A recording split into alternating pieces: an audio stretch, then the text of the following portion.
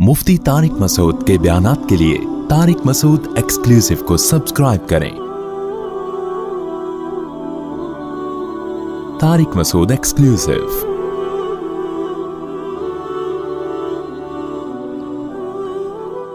हमारे हजरत मुफ्ती रशीद अहमद साहब रहमहुल्लाह फरमाया करते थे कि इंसान में दो बातिनी बीमारियां हैं, एक हुब्बे जाह, लोगों की नज़र में बड़ा बनने का शौक, ये भी बहुत बुरी बीमारी है। एक हुब्बे माल, पैसा पैसा पैसा बचाऊं, किसी पैसा कमाना बुरा नहीं है, उसकी हवस जो है ना, ये बहुत बुरी चीज़ है। तो पैसे की हवस भी बड़ी बीमारी है। फरमाते थे कि मुश्किल इलाज हुब्बे जाह का है, बड़ा बनने का शौक है ना, ये बीमारी का इलाज बहुत मुश्किल है। लेकिन घटिया बीमारी हुब्बे माल है। नहीं आई मेरा ख्याल है बात? क्योंकि किसी को बड़ा बनने का शौक हो तो इंसानों की नजर में ना, तो इंसान की तो एक वैल्यू है ना, लेकिन दौलत की हवस किसी के दिल में आ गई ना, तो ये ऐसे है जैसे मिट्टी के खिलौनों से दिल बहला रहा है, जबकि पता है कि ये खिलौनों से मैं रुखसत होने वाला हूं, थोड़े दिनों में काम भरा पड़ाऊंगा। मुझे लोग आके अब भी बता रहे होते हैं, साहब एक प्रोजेक्ट आया है, 20 साल में आप देखना ठक ठक ठक नोट, 15-20 साल। मैं कहता हूँ 15-20 साल देखे किसने है यार, 15-20 साल तक कौन जिंदा है? मुझे 5-5 साल के नहीं होते प्रोजेक्ट हमसे। अबे अभी का बता यार, अभी 1-8 साल का बता, इससे ज्यादा लंबा हिसाब किताब नहीं भाई। क्या पता यार कब जिंदा रहे, और फिर 15-20 साल के बाद हालत क्या होगी, खांस रहे होंगे, क्या लाइफ को एंजॉय करेगा भाई आदमी, पैसा आके भी क्या करेगा। लेकिन लोगों को देखो, आपको कौन 15-20 साल के प्रोजेक्ट लेते हैं? आप जो प्लॉट खरीदते हो ना इतने महंगे महंगे, ये 15-20 साल के बाद ही इसका आदमी नफा लेता है, जो इतनी बड़ी दौलत आप इसमें खपा देते हो। तो ये क्या होता है, ये दिल इंसान का तंग हो जाता है। तो वो अंग्रेज लड़की जब मुसलमान हुई ना, तो प्रॉपर मुसलमान हुई। उसको पता था कि इस्लाम औरत को नस्ल बढ़ाने का हुक्म देता है, क्योंकि इस्लाम दीन फितरत है। औरत की जिम्मेदारियों में से एक जिम्मेदारी क्या है? नस्ल बढ़ाना। ये फितरत ने उसके जिम्मे लगाया है। गैर मुस्लिमों ने फितरत से बगावत की, औरत को कहा नहीं, तुम्हारा काम मर्दों के शाना बशाना जॉब करना, मर्द जैसे कमाएगा तुम्हें भी कमाने का उतना ही हक है। ओ भाई, गलत लेबल लगा दिया उस कमबख्त ने, हक नहीं है, ये जिम्मेदारी बना के डाल दी तुम्हारे ऊपर। इस्लाम ने कहा था ये मर्द की जिम्मेदारी है। इस्लाम ने मर्द औरत को जिम्मेदारी से हटा दिया, औरत को कहा तुम्हारा काम खाना है, कमाना नहीं है। इन्होंने क्या किया, तुम्हारा भी उतना ही हक है कमाने का जितना मर्द का हक है। ये ऐसा हो गया जैसे दो जो है ना मटके रखे हुए थे, पानी के भरे हुए, दो पानी के मटके भरे हुए रखे हुए थे। अब आपने इनको अपने घर पहुंचाना है। इस्लाम कहता है ये दोनों मटके मर्द उठाएगा और घर लेके जाएगा, औरत घर में बैठ के पानी पिएगी। गैर मुस्लिम ने क्या किया? गैर मुस्लिम ने कहा कि औरत का भी ये मटका उठाना उतना ही हक है जितना मर्द का हक है। अबे तूने लेबल चेंज कर दिया मेरे भाई, उसके ऊपर तुमने बोझ डाल दिया, तो औरत बेवकूफ बन गई कि मेरा मियां सिर्फ क्यों मटका उठा के घर में रखेगा पानी का, मैं भी घर से बाहर निकलूंगी और ये भारी मटका सर पे उठा के घर में पानी लेके जाऊंगी नहर से भर के। अब उलमा ने समझाया, इस्लाम ने समझाया, भाई तुम घर में आराम से बैठो, घर की चार दीवारी में रहो, तुम्हारे मर्द की जिम्मेदारी है तुम्हें पानी नहर से लाके पिलाएगा। किसी गांव देहात में की मिसाल दे रहा हूं मैं तो। लेकिन उसने जब टीवी खोल के देखा, मीडिया खोल के देखा, उसने देखा हर जगह यही प्रोपेगेंडा हो रहा है, हर जगह यही कहा जा रहा है, भाई मर्द औरत को नहीं रोक सकता। अब शौहर तो रोकेगा ना, भाई ये तुम घर में रहो ना, ये मेरी जिम्मेदारी है। औरत ने क्या कहा? अब मीडिया से मुतासिर हो गई और वो क्या कह रही है, ये क्या, तुम कौन होते हो मुझे घर से बाहर निकलने से रोकने वाले? मैं क्या तुम्हारी नौकर हूं? तो ये प्रोपेगेंडा खोपड़ी शरीफ में आ रहा है कि नहीं आ रहा? इस्लाम इन प्रोपेगेंडों से मुतासिर नहीं होता, क्योंकि अल्लाह है ना, अल्लाह को क्या जरूरत है किसी से मुतासिर होने की। इसलिए अल्लाह ने कहा औरत को कि इन चीजों से बिल्कुल मुतासिर ना हो। अल्लाह ने तुम्हें कमाने की जिम्मेदारी दी नहीं है। ये किसकी जिम्मेदारी है? तुम्हारे शौहर की। तुम्हारी जिम्मेदारी है जो तुम्हारी फितरत का तकाजा है। औरत को खुदा की कसम अपनी गोद में बच्चे से जितनी मोहब्बत होती है और जितना वो बच्चा औरत की आंखों की ठंडक है, दुनिया में कोई चीज औरत की आंखें इस तरह से ठंडी नहीं कर सकती। लेकिन प्रोपेगेंडा कर करके ना कि बच्चे पैदा करना एक अजाब है, एक मुसीबत है, तुम्हें हमल की तकलीफों से गुजरना पड़ता है, बच्चा मर्द जन के बताए ना फिर पता चलेगा कितनी तकलीफ। भाई तकलीफ तो होती है, हर नेमत के पीछे कुछ तकलीफ है, لیکن وہ تکلیف تھوڑی ہے, اس کا جو آؤٹ پٹ ہے, اس کا جو فائدہ ہے وہ ساری زندگی کا ہے. وہ بچہ آنکھوں کی ٹھنڈک بنے گا. تبھی تو حضرت آسیہ نے کہا تھا نا فرعون سے, قرۃ عین لی ولک, کہ موسیٰ یہ بچہ ہے. فرعون سے کہا کہ اس کو قتل مت کرو, کیوں, یہ ہم اس کو بچہ بنا لیں گے, یہ میری بھی آنکھوں کی ٹھنڈک اور تیری بھی آنکھوں کی ٹھنڈک. حضرت آسیہ کو یہ معلوم تھا کہ بچے بوجھ نہیں ہوتے بلکہ آنکھوں کی ٹھنڈک ہوتے ہیں. غیر مسلموں میں نے دنیا میں منڈن بیچنا شروع کر دیا, بچے بوجھ ہیں, عورت بچے پیدا کرنے کی مشین نہیں ہے. کیا عورت مرد پیدا کر کے دکھائے نا؟ بھائی فطرت نے مرد کے ذمے لگایا نہیں, اس میں یہ صلاحیت ہی نہیں رکھی ہے. تم فطرت سے کیوں لڑ رہے ہو بیوقوفو؟ مجھے غصہ آنا شروع ہو گیا, بتا رہا ہوں میں کس قدر کھوپڑی خراب کی ہے غیر مسلموں نے, اور ہمارے دیسی جو مسلمان ہیں جو ان بیوقوفوں کی باتوں میں آ رہے ہیں. ہر یونیورسٹی میں, ہر کالج میں, ہر اسکول میں لڑکی کو یہی سکھایا جا رہا ہے, تم نسل پیدا کر, بچے پیدا کرنے کی مشین ہو کیا؟ تمہارا بھی کمانا اتنا ہی حق ہے جتنا مرد کا حق ہے. نعرے تبدیل کر کے عورت کا بیڑا غرق. دیکھو فطرت کبھی تبدیل نہیں ہوتی, سائنس کتنی ترقی کر لے, بھوک کے لیے آپ کو روٹی ہی کھانی پڑے گی. پلاسٹک کے باکس آپ نہیں کھا سکتے کہ بھئی اب سائنس نے اتنی ترقی کر لی ہے تو اب مجھے کھانا کھانے کی ضرورت نہیں ہے, اب تو میں بہت ترقی یافتہ ہو گیا ہوں تو گلوکوز کی بوتلیں چڑھا کے چلا کروں گا میں زندگی. گلوکوز ہی آتا ہے نا روٹی کھانے سے, ڈائریکٹ گلوکوز کی. ڈاکٹر کیا کہا, بیمار ہے تو چڑھا لے, ورنہ نارمل جو پراپر طریقہ ہے روٹی کھا کے گلوکوز بڑھاؤ جسم میں. یہ کون سا طریقہ ہے؟ یہاں سے ایک انجیکشن چینی کا لگایا اور جا رہا ہے مر جائے گا تھوڑے دنوں میں. اب آپ نے ڈاکٹر صاحب سے کہا, ڈاکٹر صاحب سائنس نے اتنی ترقی کر لی, 10,000 سال پہلے انسان بھی کھانا ایسے ہی چبا چبا کے کھایا کرتا تھا, گھنٹے لگتے تھے, اب ہم بھی وہی اسی طریقے سے کھائیں. تو وہ کہے گا بھائی سائنس کی ترقی سے یہ ثابت ہو گیا ہے کہ فطرت کا کوئی آلٹرنیٹ نہیں ہے. ہو سکتا ہے 10,000 سال پہلے کسی انسان کو بیوقوف بنانا ممکن تھا, لیکن سائنس نے یہ ثابت کر دیا ہے کہ نیچر کا آلٹرنیٹ نہیں ہے. تو سائنسی ترقی سے یہ بات ثابت ہو گئی ہے کہ عورت کو بچے پیدا کرنے پڑیں گے. وہ گھر کی چار دیواری میں رہے گی تو سکون میں رہے گی, اس کو اولاد سے محبت ملے گی, اور میاں کی محبت بھی پراپر جب ملے گی جب اس کے بچوں کی ماں ہوگی وہ, ورنہ وہ بھی گرل فرینڈ کی طرح ٹیشو پیپر کی طرح یوز کر سکتا ہے اس کو. 6 بچے ہوں گے کہاں چھوڑے گا, اس کو پتا ہے ان کے ماں کہاں سے لاؤں گا میں. پہلے طلاقیں نہیں ہوتی تھی, بچے پیدا ہوتے تھے. طلاق دینا آسان کام نہیں, آدمی کہتا تھا یار 6 بچے کہاں پالوں گا, جیسی مرضی ہے برداشت کرو یار بچوں کی خاطر. اب پتا ہوتا ہے ایک آدھ ہے, کتنی طلاقیں. یہاں مجھے پتا چلا طلاق کا ریشو بہت بڑھ گیا, نسلیں روکی جا رہی ہے. پھر جب طلاق ہوگی تو آخر میں کیا ہوگی؟ تنہائیاں, بے وفائیاں, خودکشیاں, ڈپریشن. ایک ٹینشن سے بچنے کے لیے 20 ٹینشنوں میں اپنے آپ کو ڈال دیا. ایک آدمی کہتا ہے کھانا ہے بڑی ٹینشن ہے, پہلے چباؤ پھر نکلو پھر واش روم بھی, تو لہٰذا یہ ٹینشن فری زندگی, ٹائم بچاؤ, ترقی کرو, کھانا پینا چھوڑ دو. اسے کہا جائے گا یہ ٹینشن جو پہلی والی ٹینشن تھی نا, تجھے بڑی بڑی ٹینشنوں سے بچا رہی تھی. تو عورت کے لیے اولاد وقتی طور پر ایک ٹینشن ہے, لیکن یہ ٹینشن اس کی نیچر کا حصہ ہے. اللہ نے بھی حمل کی تکلیفوں کو تکلیف مانا ہے, تبھی تو اللہ نے کہا حملتہ امہ کرہن ووضعتہ کرہا. جب بچہ پیٹ میں عورت اٹھاتی ہے تکلیف سے اٹھاتی ہے, تکلیف سے جنتی ہے, مانا ہے اللہ نے. اس کے باوجود اللہ نے کیا فرمایا, یہب لمن یشاء اناثا, جس کو چاہتا ہوں بیٹیاں گفٹ میں دیتا ہوں, جس کو چاہتا ہوں بیٹے گفٹ میں دیتا ہوں. تو اللہ اس تکلیف کو تحفہ قرار دے رہا ہے, پینلٹی قرار نہیں دے رہا. اس کا مطلب یہ وقتی تکلیف ہے, انجام کے اعتبار سے یہ گفٹ ہے خدا کی طرف سے. یہ ایسا ہی ہے جیسے آپ کے بہت شدید درد ہو رہا ہو, ڈاکٹر کہے میری طرف سے آپ کو ایک گفٹ ہے یہ انجیکشن پین کلر کا, اور جب لگایا آپ کی چیخ نکل گئی, آپ نے کہا یہ کیسا گفٹ ہے, اس سے تو مجھے تکلیف ہو رہی ہے.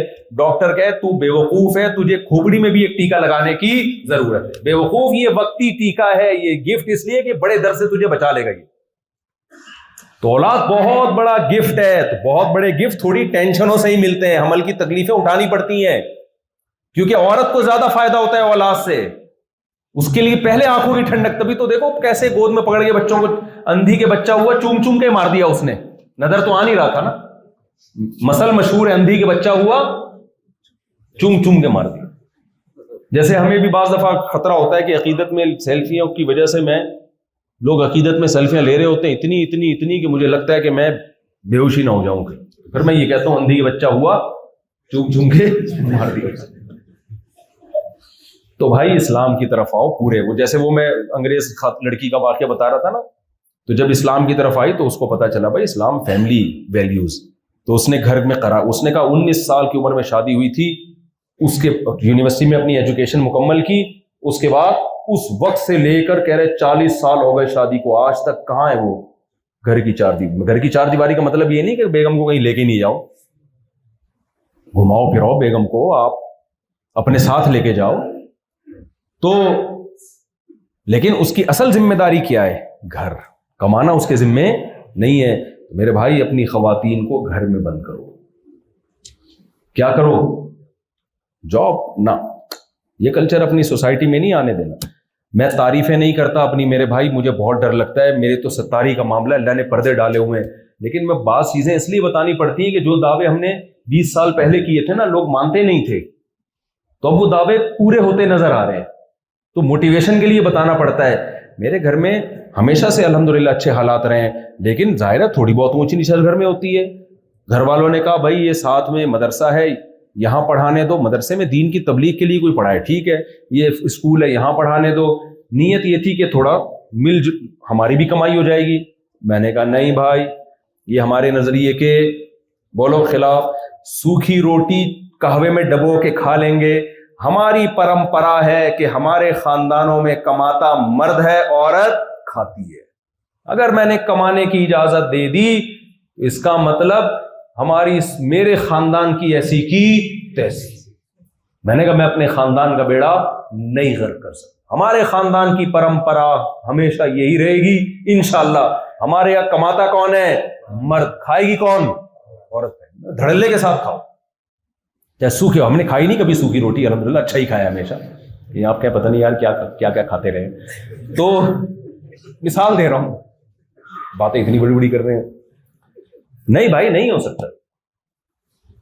تو مت متاثر ہو. تو وہ انگریز لڑکی کا واقعی ہی کمپلیٹ نہیں ہو رہا, اتنی بیچ میں اپنے واقعات بیچ میں بہت آ جاتے ہیں. تو اس نے کیا کیا, اس نے کہا اچھا. اور میں حیران ہوتا ہوں, ہماری تو یہ حالت تھی, ہماری اس وقت, ابھی چوتھی تو میری ابھی ہوئی ہے نا, چند سال 2-4 سال ہو گئے یا 2-2.5 سال ہو گئے, مجھے یاد بھی نہیں رہتا.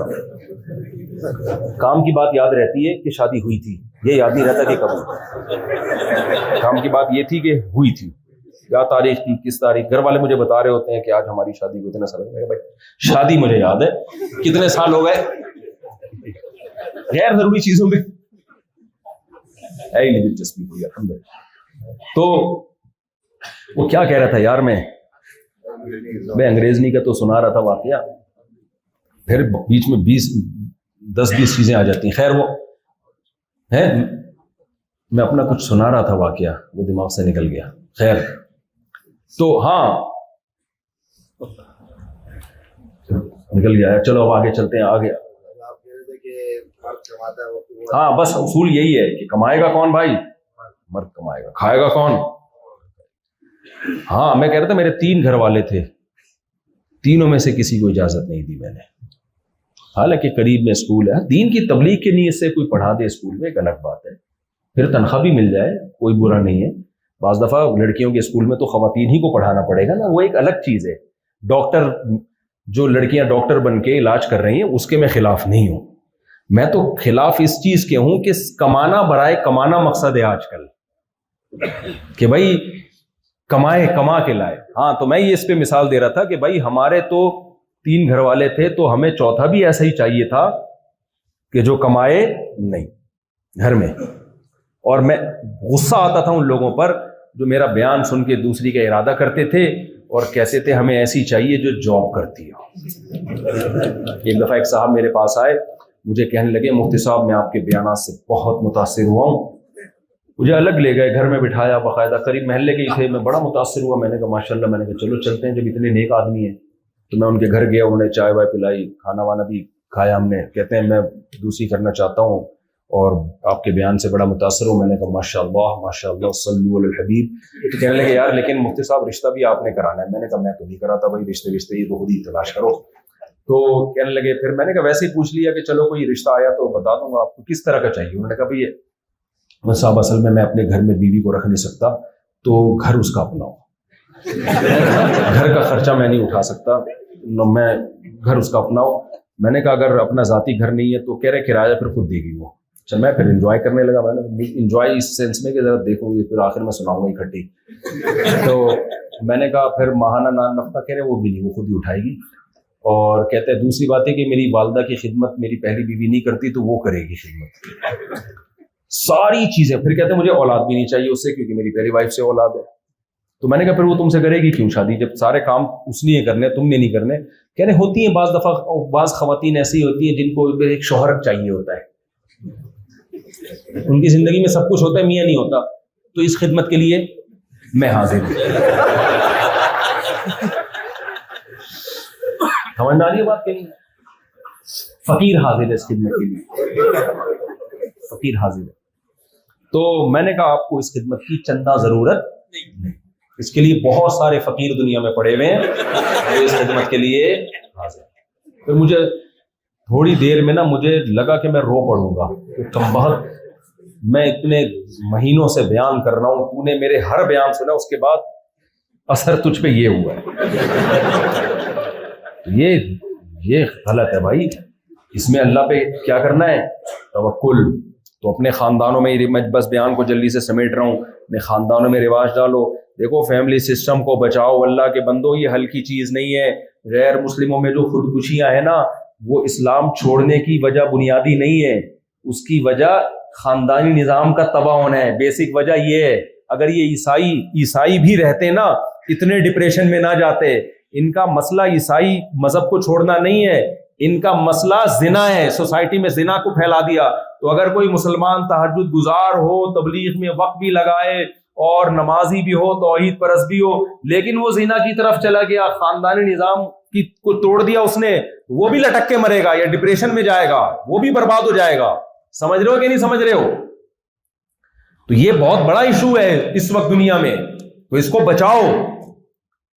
تو وہ انگریز لڑکی نے کیا کیا, اس نے کہا کہ 19 سال کی تھی, 20 سال کی جب میری اس سے شادی ہوئی, 40 سال ہو گئے, 7-8 بچے. کہتے ہیں نسل نہیں روکتی وہ.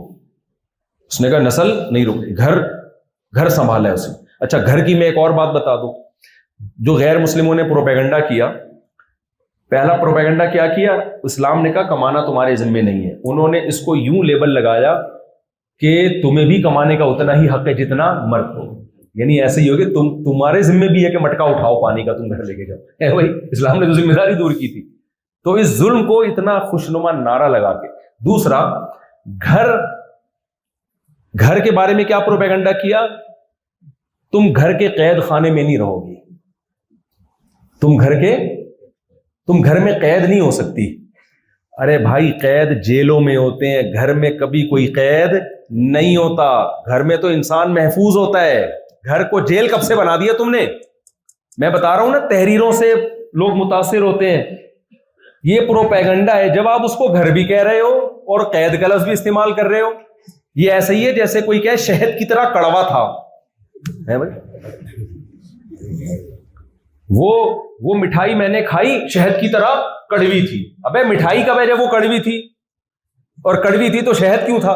تو بیوقوف ہوگا نا جو کہے گا. جو ہمارے دیسی لبرل ہے نا وہ گوروں کے انہی نعروں سے متاثر ہوتے ہیں. وہ فوراً کہتے ہیں یار گورا, بات کیا کی ہے اس نے. خاندانی عورت بھی کہتی ہے بہترین بات کی ہے اس نے. یہ مسلمانوں نے اور ہمارے میاں نے ہمیں گھر میں قیدی بنا کے رکھا ہے. اور بھائی گھر اگر قید خانہ ہوتا تو مرد کیوں ملازمت کے بعد گھر کی طرف بھاگتا؟ کبھی کسی جیل سے رہا ہونے والے قیدی کو دیکھا کہ وہ رہا ہو گیا, وہ کہے گا ٹھیک ہے سر میں مزدوری کر کے جب تھک جاؤں گا تو میں دوبارہ جیل میں آ کے سوؤں گا. وہ تو کہے گا یار سرنگیں نکل بنا کے بھاگتے ہیں. مرد بھی بالآخر تھکا ہارا کہاں جاتا ہے؟ وہ گھر کی طرف جاتا ہے. باہر تھوڑی کسی کو سکون ملتا ہے. سکون تو اللہ نے گھر کے اندر رکھا ہے. تو وقرن فی بیوتکن, تو گھر میں عورت محفوظ ہوتی ہے, قید نہیں ہوتی. تو اللہ نے جو عورت کو کہی بیان خواتین میں کرنے کا ہے, لیکن مردوں کو تو پہلے کھوپڑی میں آئے نا, پھر آگے خواتین کو سمجھ میں آئے گی بات. مردوں کی کھوپڑی کیا ہو گئی ہے؟ خراب ہو گئی ہے. تو اس لیے میرے بھائی کبھی بھی ان نعروں سے متاثر مت ہو. تو 3 چیزیں جس کی طرف آج کے نوجوان مائل ہو رہے ہیں. نمبر 1 شراب, نمبر 2 کباب کا مطلب جو ملو کھا لو, حلال حرام کی پرواہ مت کرو, جو ملے کھا لو. اور تیسری چیز میں نے تو کہا تھا نا متزلہ العالیہ, جو ملا کھا لیا. یہ میرا نعرہ اتنا مشہور ہوا کہ ایک صاحب ابھی جہاز میں آ رہے تھے سوڈان کے یا کسی اور کنٹری کے, ان کو اردو بھی آتی ہے، تو وہ کہنے لگے میں جو بھی ملتا ہے نا، جیسے کوئی ایک بچہ تھا صومالیہ کا، میں نے اسے کہا تو ہے صومالیہ، جو ملا کھا لیا، یعنی تو رہتا ہے صومالیہ، جو تجھے ملا تو نے کھا لیا. اب لوگ خود بنائے چلے جا رہے ہیں. تو ایک چیز ہے شراب، دوسری چیز ہے کباب، اور تیسری چیز ہے شباب. کوئی جوان لڑکی دیکھی اس کی طرف مائل ہونا شروع ہو گئے. تو بھائی یہ وقتی لذت ہے، وقتی مزہ ہے. نبی صلی اللہ علیہ وسلم نے معراج کی رات کچھ لوگوں کو دیکھا جن کو آگ میں جلایا جا رہا ہے، ننگے مرد اور ننگی عورتیں، اور آگ کے شعلوں سے نا وہ اوپر جاتے تھے. آپ نے جبریل سے پوچھا یہ کون لوگ ہیں؟ جبریل نے فرمایا یہ آپ کی امت کے زناکار ہیں. زنا ہلکا جرم نہیں ہے. اللہ نے زنا کو قتل کے ساتھ ذکر کیا ہے قرآن مجید میں. سورہ بنی اسرائیل میں اللہ نے 2 جرم ایک ساتھ ذکر کیے ہیں کہ لا تقربوا الزنا ولا تقتلوا اولادکم، اپنی اولاد کو قتل مت کرو اور زنا مت کرو. علماء نے اس میں مناسبت بیان کی ہے کہ دونوں آرڈر اللہ نے ایک ساتھ دیے، کہ ایک طرف اللہ کہہ رہے اپنی اولاد کو قتل مت کرو غربت کے خوف سے، عرب قتل کر دیا کرتے تھے نا، اور اللہ کہہ رہے زنا بھی مت کرو. تو وجہ اس کی یہ ہے کہ زنا جس سوسائٹی میں آئے گا وہاں بھی اولاد روحانی طور پہ قتل ہو جائے گی، کیونکہ بغیر باپ کے پیدا ہونا شروع ہو جائے گی. یہ بھی قتل ہی ہے. باپ نہ ہونا یہ اولاد کے لیے بہت بڑا نقصان ہے. اسی وجہ سے اسلام نے اس بچے کو جس کا باپ مر جائے اس بچے کو الگ سے نام دیا ہے. کیا نام دیا؟ یتیم. آپ کہہ سکتے ہو غیر مسلم کنٹریز میں یتیموں کو گورنمنٹ بہت اچھے طریقے سے پالتی ہے. خدا کی قسم گورنمنٹ باپ کا آلٹرنیٹ نہیں ہے. باپ سے الگ محبت ملتی ہے، تحفظ ملتا ہے. بیٹیوں کو تو بہت سپورٹ ملتی ہے باپ سے. تو زنا سے کیا ہوتا ہے؟ بچے باپ کے بغیر پیدا ہونا شروع ہو جاتے ہیں. ان معاشروں میں دیکھو آپ، اتنے بچے بغیر باپ کے، اتنے بچے. تو یہ بھی بچوں کا قتل ہے. تو اللہ نے کیا کہا سورہ بنی اسرائیل میں؟ اپنی اولاد کو غربت کے خوف سے قتل مت کرو. اور اگلی آیت میں کیا کہا کہ روحانی قتل بھی ان کا مت کرو، کیونکہ اسلام زانی کو باپ نہیں مانتا، اللیگل کو باپ نہیں مانتا. آپ کہہ سکتے ہو غیر مسلم تو مانتے ہیں. بھائی انہوں نے بھی تکلف کر کے مانا ہے تبھی، ورنہ بغیر باپ کے تو بچہ پیدا ہو ہی نہیں سکتا نا. بغیر باپ کے تو صرف عیسیٰ علیہ السلام کا معجزہ تھا وہ پیدا ہوئے. لیکن یہ جو ہم کہتے ہیں نا غیر مسلموں میں باپ لیس بچے، تو کیا باپ نہیں ہوتا؟ ان کا ہوتا ہے. وہ بھی مانتے ہیں کہ نہیں ہے، مکر جاتا ہے. کہ میں یہاں تو بہت واقعات ہمیں یہاں جب میں آیا ہوں تو لوگوں نے بتایا کہ گرل فرینڈ سے بچہ پیدا ہوتا ہے اور وہ مرد کہہ دیتا ہے کہ میں نہیں اس کو قبول کرتا. بیوی سے جب پیدا ہوتا ہے تو کوئی بھی انکار نہیں کرتا، لڑتا ہے اس کے لیے کہ میرا بچہ ہے.